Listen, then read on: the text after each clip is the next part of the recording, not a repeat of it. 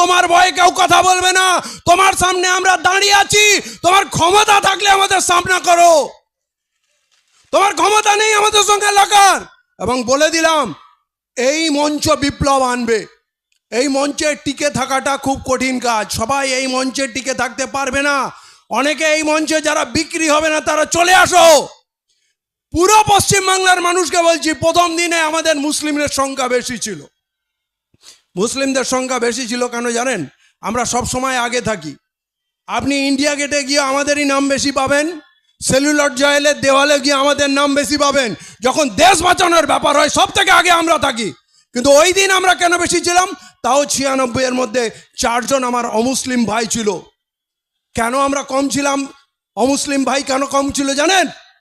আমরা জানি প্রথম দিনে ডান্ডা চলবে, হয়তো টিয়ার গ্যাস বুলেট চলবে, ছাতিতে গুলি খাতে হবে। আগে আমরা থাকবো।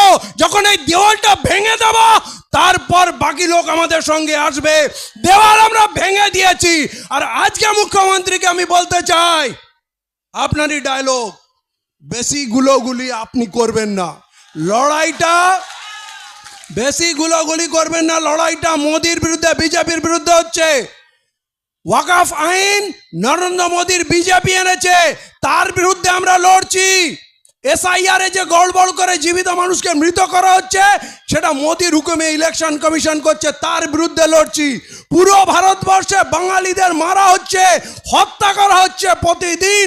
তাদের ঘরবাড়ি ভাঙছে, দোকান ভাঙছে, ব্যবসা ভাঙছে, রিক্সাওয়ালা, ঠেলাওয়ালা, সবজিওয়ালাকে পর্যন্ত ছাড়ছে না। তার বিরুদ্ধে আমাদের লড়াই। আপনার জ্বালা ধরছে কেন? ফেক SC/ST সার্টিফিকেট বার করে আমার SC/ST ভাইদের অধিকার হনন করা হচ্ছে, তার বিরুদ্ধে বলেছি। আপনার কেন জ্বালা ধরছে? আমাদের OBC সার্টিফিকেট নিয়ে আপনি ঘোটালা করে রেখেছেন। আপনি আমাদের OBCতে কোথাও দেবেন না, কিছু দেবেন না। আর আমরা ওয়াকফ নিয়ে কথা বলেছি। তো আমি পরিষ্কার করে দিতে চাই, লড়াই এখন আমাদের নরেন্দ্র মোদী এবং বিজেপির বিরুদ্ধে। মাঝখানে আসার চেষ্টা করবেন না। এই সুনামি, এই ঝড় আপনি সামলাতে পারবেন না। আপনার বয়স হয়েছে এখন, আপনাকে সাবধান করছি। আর ওই যে চেলা চামুন্ডা কিনে রেখেছেন ক্রিমিনাল, বলছি ওদের লুকানোর সময় এসে গেছে। বাংলার মানুষ এখানে আছি আমরা বাংলার মানুষের কথা বলার জন্য। যে আমার SC/ST ভাইদের MLA বানিয়ে উনি গোলাম করে রেখেছেন। SC/STদের সমস্যা নিয়ে কথা হয় না। আদিবাসীদের MLA-রা আদিবাসীদের কথা বলে না। মুসলমানদের 40-42টা MLA আছে, কিছু MP আছে, কথা বলে না। যে কথা কেউ বলেনি সে কথা আমরা বলবো। আর আপনি এবারে শুনবেন, আপনি অনেক নেচেছেন, অনেক উৎসব খেলা মেলা করেছেন, বাংলাটাকে বিক্রি করেছেন। আমি বলছি, ক্রিমিনালদের ভরসায় যদি আপনি মনে করেন বাংলার 10 কোটি মানুষের সঙ্গে লড়বেন, আপনি ভুল করছেন। ওই ক্রিমিনাল পালিয়ে যাবে। যেমন CPM ছেড়ে আপনার কাছে এসছে, এরা বিপদের সময় আপনাকে ছেড়ে পালাবে। আপনি ভাবছেন অনেক বড় ডন হয়েছেন, আপনারও হিসাব হবে।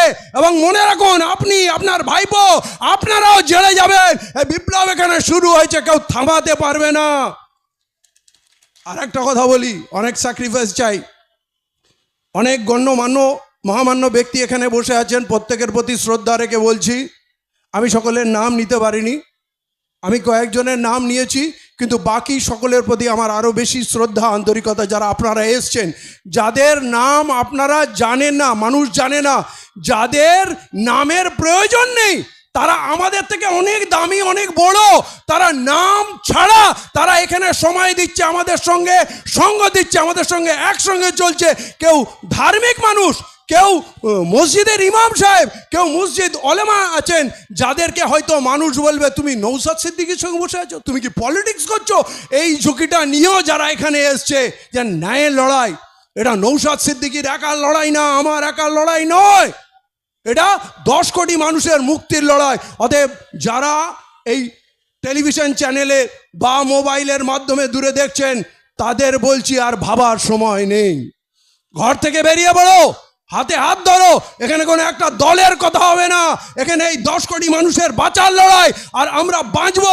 যারা আলাদা হবে তারা শত্রু হবে, যারা এই দল ছেড়ে, এই গোষ্ঠী ছেড়ে যারা অন্য জায়গায় যাবে, তারা আমাদের শত্রু নয়, বাংলার 10 কোটি মানুষের শত্রু হবে।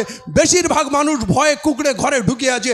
আমি সবাইকে বলছেন, বেরিয়ে পড়ুন, কোনো আমাদেরকে রুখে দেবে।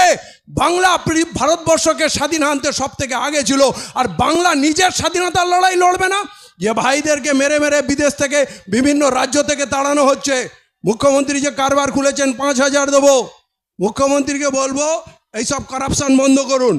আপনার ওই 5,000 আপনার তৃণমূলের ছেলেদের দেবেন বুথ ক্যাপচারিংয়ের জন্য, বলবেন পরিযায়ী শ্রমিককে দিচ্ছে। আমার কথা হলো আপনি বিরোধ আসতে বলবেন কেন? দিল্লিতে যদি আমাদের ভাইকে মারে তাহলে আমরা দিল্লিতে গিয়ে লড়বো, গুজরাটে যদি আমার ভাইকে মারে তাহলে গুজরাটে গিয়ে লড়বো। আপনাকে যেতে হবে, আর না হলে মুখ্যমন্ত্রীর পদ ছাড়ুন। বাঙালি প্রতিটা কোনায় আছে, কাশ্মীর থেকে কন্যাকুমারী প্রতিটা জায়গায়। আপনি বলছেন ভিতুর মতো পরাজিত সৈনিকের মতো আপনি বলছেন ফিরত আসো, কেউ ফিরত আসবে না। আর না আমরা এখান থেকে কাউকে ফিরত যেতে দেবো। এই লড়াই আত্মরক্ষার লড়াই, আত্মসম্মান বাঁচানোর লড়াই, নিজের ওয়াকফ সম্পত্তি লড়ানোর লড়াই, আমাদের পরিচয় বাঁচানোর লড়াই।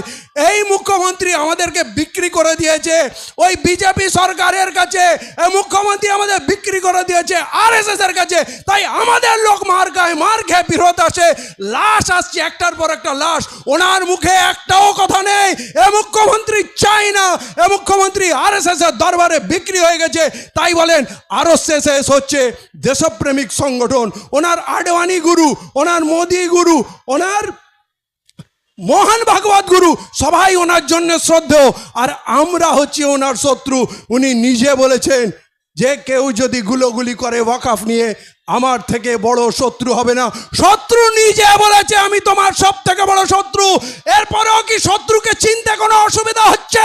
এই শত্রুকে চিনুন আর খান খান করে ফেলে দিন। বাংলার 10 কোটি মানুষ একসঙ্গে চলবে, এখানে কোনো হিন্দু মুসলমান হবে না, কোনো ধর্মের খানা হবে না। মানুষ ক্ষুধার্ত, তার রোজগার নেই, জিনিসের দাম বাড়ছে, জিএসটির নামে তার রক্ত চোষা হচ্ছে বড় কোম্পানিগুলো দিয়ে, আর কাজের জায়গায় তাকে 8 ঘন্টার জায়গায় 12 ঘন্টা 14 ঘন্টা কাজ করছে। 300 টাকায় লোকের রোজগারে ঘর চলে না। মুখ্যমন্ত্রী বলুন এই 10 কোটি মানুষের জন্য আপনার কি আছে?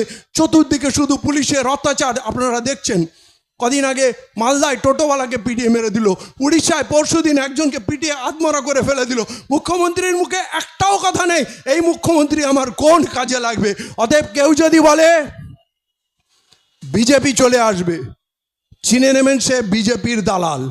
সব সময় স্বপ্ন দেখছে বিজেপি আসবে, বিজেপি আসবে, সে বিজেপির দালাল। স্বাধীনতার পর আজ পর্যন্ত বিজেপি এখানে আসলো না, আমাদের ভয় দেখানোর জন্য বিজেপি ইউজ করছে। আজকে দিনে বলছি আমাদের এই আন্দোলনের ঝড় উঠবে, এবং এই বিজেপি যেই জায়গায় ছিল 2 থেকে 3টে সিট ওদের দিয়ে শুরু হয়েছিল, সেই জায়গায় ওরা ফিরে